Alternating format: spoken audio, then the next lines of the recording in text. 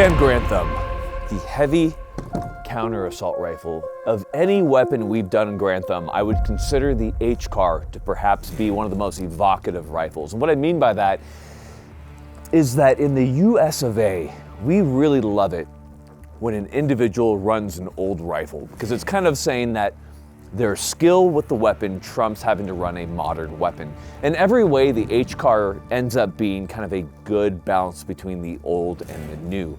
Because when you look at this, it might seem unfamiliar at first, but look at it a little longer, it is literally a BAR. Now, there are some upgrades that have been made to this rifle by Ohio Ordnance Works, who are the individuals who designed it, and we'll be talking about those. But in every way, it's just so interesting. There are so many odd features about the HCAR that it's worth a review, right, Micah? It's sick. It's got a golf ball barrel, and it's a BAR that's tan. So. Listen to nothing he has said.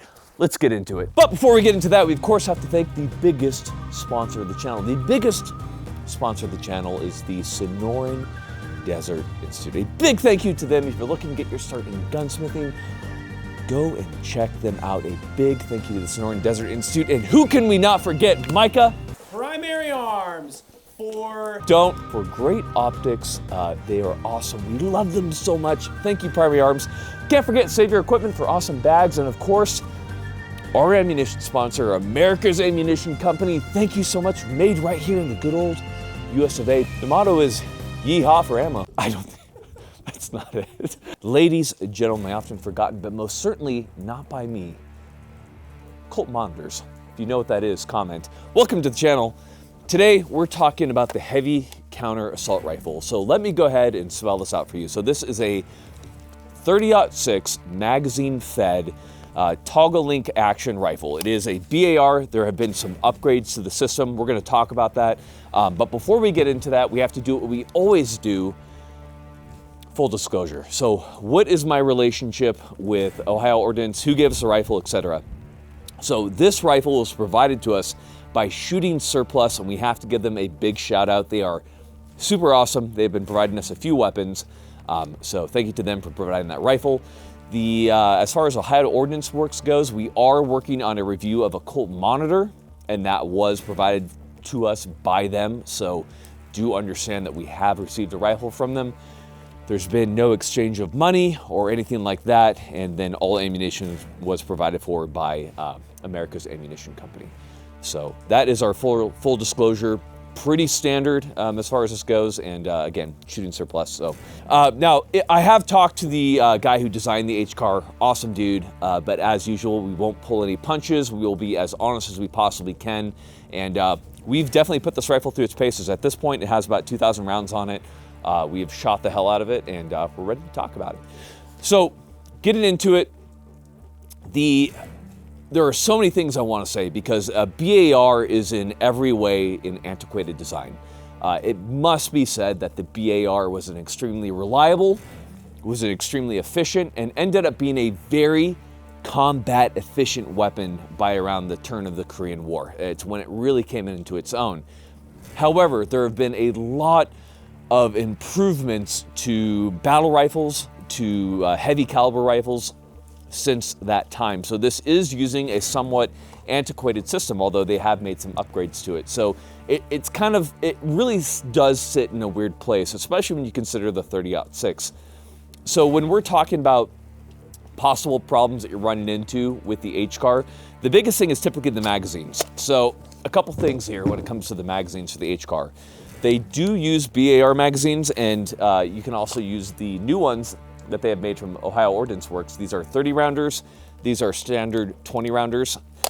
The problem is because it is chambered in 30-06, these magazines are going to be a little bit wider than your typical 308 magazines. Because of that, it won't fit most magazine pouches. So our solution has been to run the Spiritus HK417 magazine pouches, and those will fit the BAR mags. As a quick note, because the HK417 mags are just, for whatever reason, large. So again, if you have problems finding magazine pouches that fit the BAR, I understand it.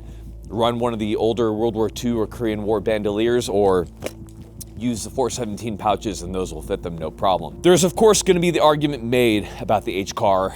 Why not chamber it in 308, 6.5, what have you? I can understand that, but at the same time, if you want a more modern caliber, get a more modern rifle, because if you're going to have a modernized BAR, it's kind of stupid, kind of not stupid, but you kind of got to have it in 30-06. And there is some good things to say about 30-06, because unlike the Garand or some of the earlier World War II weapons, the HCAR and the BAR was a very strong mechanism. So it can actually handle a lot of the heavier loads that the 30-06 can offer. So you can run 220 grains through this, you can run armor-piercing rounds through this, no problem. There's a lot of very cool rounds that the 30-06 has compared to the 308. So that is kind of one of the cool features when it comes to the HCAR. And right here, we'll show you a demonstration of 30-06 armor-piercing being shot out of the HCAR at a cement wall to show you the penetration that you can get with those armor-piercing rounds, and they're fairly ubiquitous. You can find them in a lot of places. So we'll show that to you right now. Okay, we have the cement wall right here. We're gonna shoot it because why not? Ready? Fire.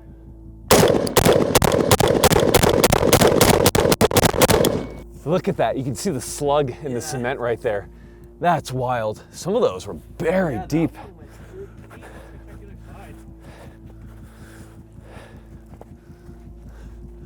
Nothing. Nothing? Nothing. Cool. Well, what a shitty demonstration. So we've talked about kind of the biggest problem I have with the HCAR, which is the caliber. It's not really a problem, it's just, if you're buying an HCAR, you're buying a BAR, you're getting a 30-06 rifle. 30-06 is still a very popular, very easy caliber to find, and will probably be a very popular caliber for a long time. So from there, let's do what we always do. Let's move tip to butt on this rifle and talk about some of the improvements that they made over the BAR and get into it. First thing we're going to start with is what Micah would call the golf ball barrel. Is that what you called it? Yeah. That is so insulting on so many levels. So we have a dimpled barrel here. The question is, why is it dimpled? Two reasons. One, the dimpling is going to reduce weight because obviously the barrel is quite heavy on these guys, as well as the fact that the dimpling will increase surface area and it will allow the barrel to cool off faster. Now, past that, we do have just your standard 308 threads. We can fit any muzzle device. Right here, we have a Surefire 3-prong for 308 that will, of course, fit Surefire suppressors. And that brings us to the gas system. The gas system, compared to the normal BAR, is adjustable. So we have 3 different settings, so you can completely tune the rifle to whatever ammunition you're firing, to whatever suppressor you're using. And yes, it does work incredibly well. We've had a Surefire on this and we've had no malfunctions. It's been absolutely reliable for us. Now, like the original BAR, we don't have the handguard starting until about halfway from the barrel and back. And there's some arguments, right? Obviously with more modern rifles like your LMTs, your HKs, and all these more modern battle rifles, you have full-length rails. You don't have that on this guy right here. It's a more classic styling. I will say that the HCAR is a very attractive rifle. However, there are some problems with the handguard for me. So to start off with, this texture right here is incredibly aggressive. I think it's too aggressive. I don't think it's necessary. I think we could do fine with a little bit of texture and not be like digging into my hands kind of uncomfortably. That makes me sound like a huge bitch. To be clear, it's not terrible. You can sand it down, you can get rid of it. I talked to the engineer about it, and that was his point. He'd rather have it and allow you to sand it down and deal with it, which I do understand that. The Picatinny at all sides allows you to mount whatever you need. The kind of Picatinny that we have right here, I really don't know what it would be used for. Perhaps a bipod at the very least for a rifle that's meant to be maneuverable, kind of employed in a heavy, well, in a counter assault rifle role. Did the BAR have a bipod? So it did. However, every soldier removed the bipod off the BAR because it was quite heavy. Because the BAR was so heavy to start off with that, yeah, they removed it. But in any case, you have Picatinny rail space wherever. Kind of other issue I run into is that we have the Picatinny so high up here on the front to match the back rail, which we have right here, which I understand there's an argument for it there, but I would almost prefer this to be lower so that I could more easily grip around it. Like right now, I'm able to really grip onto this weapon and get over the top, but if you have smaller hands, that might be a little bit of an issue. Again, this is me really nitpicking the gun because I actually do like the HCAR quite a bit. I think it's a very, what's the word I'm looking for, Micah? They designed it to look mean, and this thing looks mean. But unlike the SPAS 12, this is actually effective. This is actually a good rifle. Of any weapon, I don't want to be shot at by any weapon, but HCAR is very high on the list of what I don't want to get shot at with because this thing is mean. In any case, I do wish the rail was a little bit lower right there. Not a big deal. This is a very stable system. If you have a laser there, you're going to retain 0 and all that, and it works really well. We have a Arisaka, we have an Arisaka light right up there, and yeah, everything is wonderful. Now, moving back from there, we do have some of the older BAR features, although we have a lot of good improvements. So the first improvement that we have is that on the original BAR, the magazine release was actually at the back right here, and that was a real pain in the ass because if you wanted to release the magazine, you had to push up with your finger, rip it out, and it just sucked. So now having more of a paddle release like a G3 or an MP5 is much easier. And as far as loading it is concerned, it's pretty interesting. So it makes me feel like I'm in Saving Private Ryan. So when you lock it back, the bolt does stay open, at which point you can load the mag. And then at that point, we have 2 bolt releases, one on the right side, one on the left side. And you can either actuate that with your firing hand or, you know, with the other hand if you want to.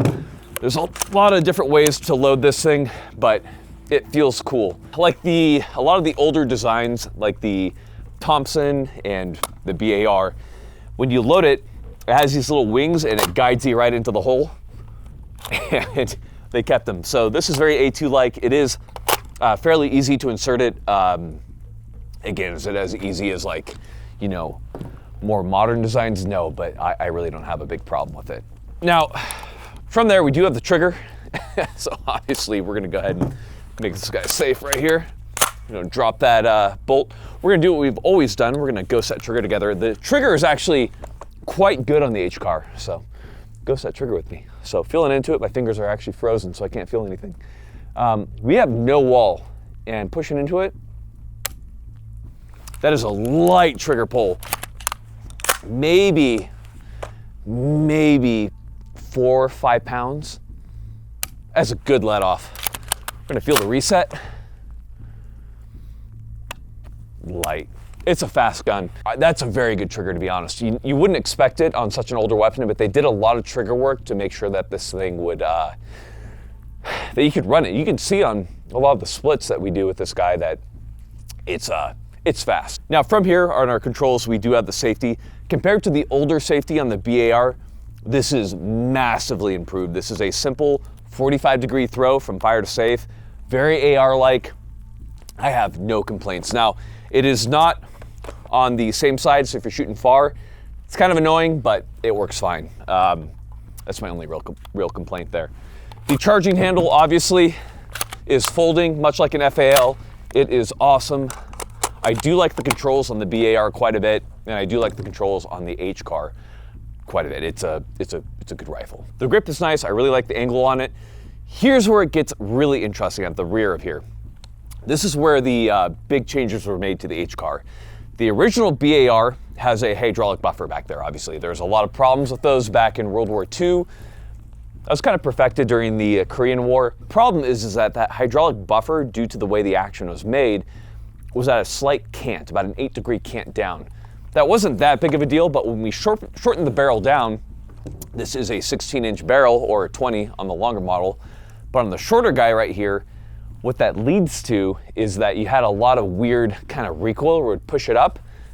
So on the HCAR, this is actually linear. The recoil is straight to the rear, and they did away with the original BAR buffer, and they actually have an M240 buffer in there. So you have an M240 hydraulic buffer in there, and to be clear, Ohio Ordnance Works does make that M240, and it actually helps deal with the recoil quite a bit. So compared to even a classic BAR, the HCAR has less recoil than it, despite being a shorter weapon, which is actually pretty cool. So to demonstrate that recoil, I'm gonna fire a few rounds for you guys. Good.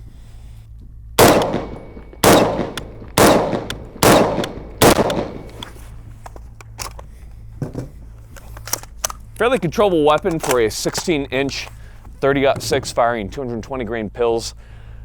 Awesome gun. At the back here, we do have a Magpul CTR stock. We do have the riser since the rail is a little bit higher. So we are getting a lot of questions on this optic. What is it? It is a EOTech dismounted backwards. Just kidding. It is a Wilcox Boss XE. Originally made for 30-06, but it has IR illuminator, IR laser all built into it, and it has switchable zeros. It's actually a very cool optic, but we just wanted to run it on there for a little bit. That kind of brings us to the end of the HCAR. It is a very interesting rifle. It's kind of a weird category. Like I wouldn't call this a battle rifle. I guess maybe we can just love HCAR, and that's, I think the HCAR is really cool because it really doesn't fit into a lot of the categories that we have for rifles. It's a very unique rifle.